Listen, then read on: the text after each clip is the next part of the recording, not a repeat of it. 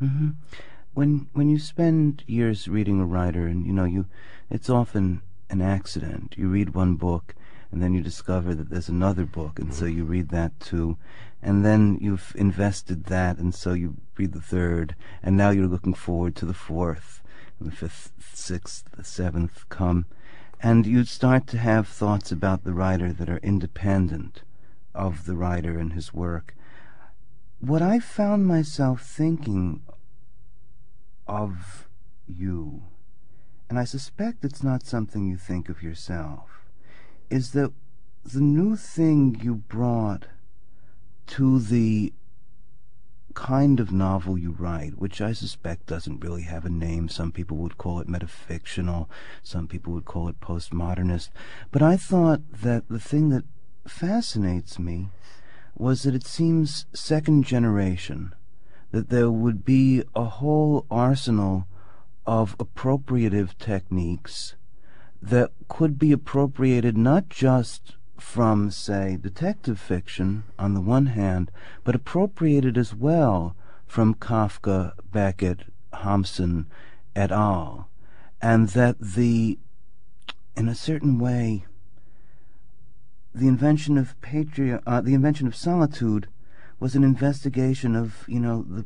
condition of being a son, what it's like to not know the father, and that the subsequent books, in a way, have been investigations and attacks on rivalries with, not to be gloom about it, literary fathers, that there's a kind of comedy of inheritance that seems to go on here.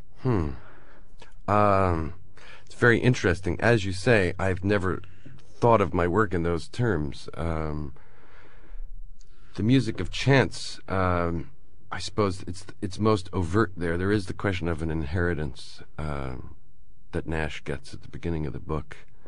But I think in that particular case, well, of course, in Moon Palace too. I'm thinking there is a bag of money that's given to Fogg.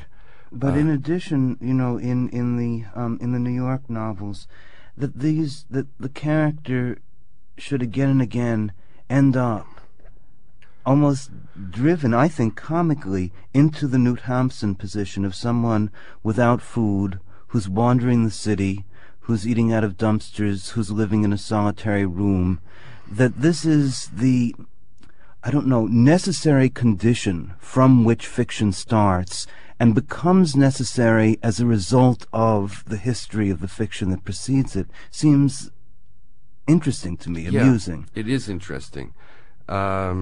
There's no question that I did my best to digest all these writers, that they are part of my bloodstream now.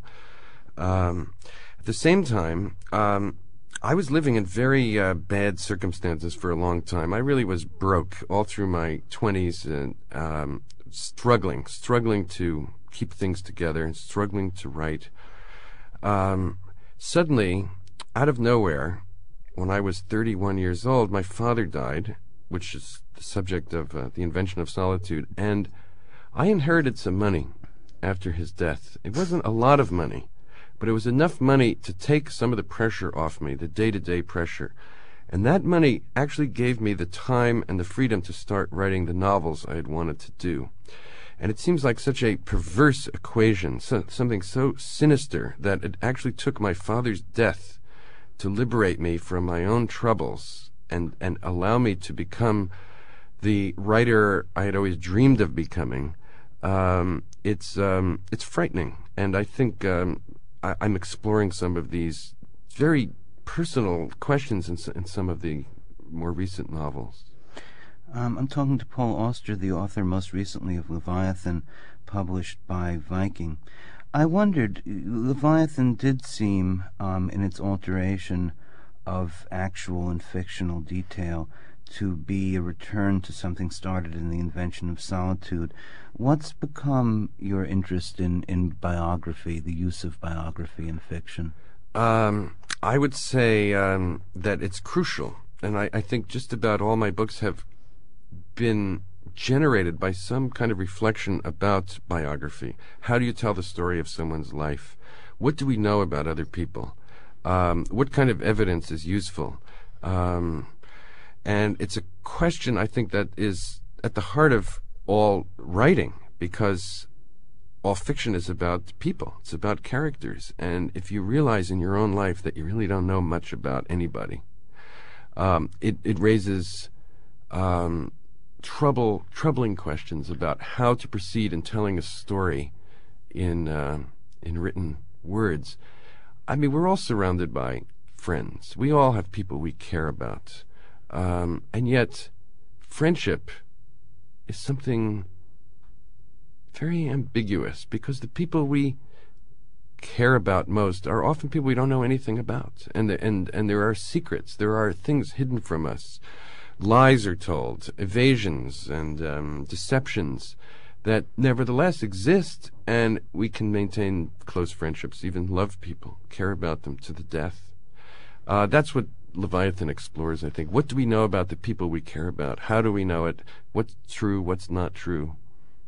Well, it's interesting, because on the way here I was saying to a friend of mine that the thing that I liked most about the book, what it was its evocation, particularly of literary friendships, the kind of friendships that form of the mind and spirit, and that as a result almost don't require any particular knowledge of another person.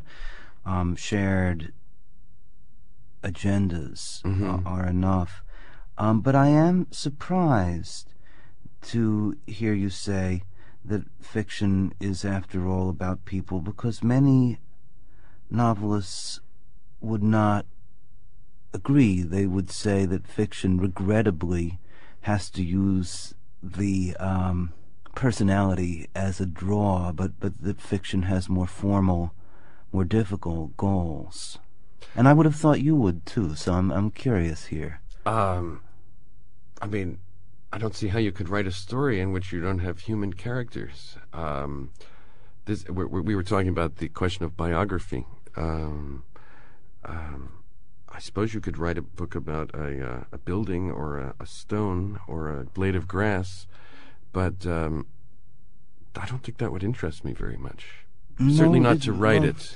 Yeah, there's another kind of attitude, which is that people, or ostensibly people, or things called characters, are the tools by which the character, by which the author constructs his formal design. But you're suggesting something more, the care about people thing.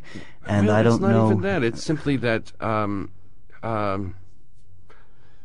all the books I've ever written have begun with a person, with some character who springs out of my brain and suddenly encounters me somewhere in some dark corner. It's the sound of a voice. It's the way somebody moves. And in every case, every book has somehow developed around this human encounter. I am surprised and even shocked by the tonal differences from one book to another. Mm-hmm.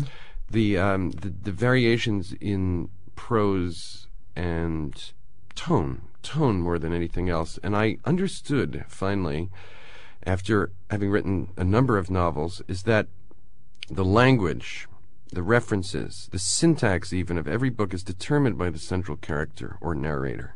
And each one is different. And as a writer, I am in some sense sitting there impersonating somebody else. Each one of these people is a part of me, undoubtedly, but each one is distinct, separate, different. Anna Bloom's prose is not like Peter Aaron's prose, which is not like the way Nash thinks, and it's certainly not the way Fogg expresses himself. Each one is really quite separate.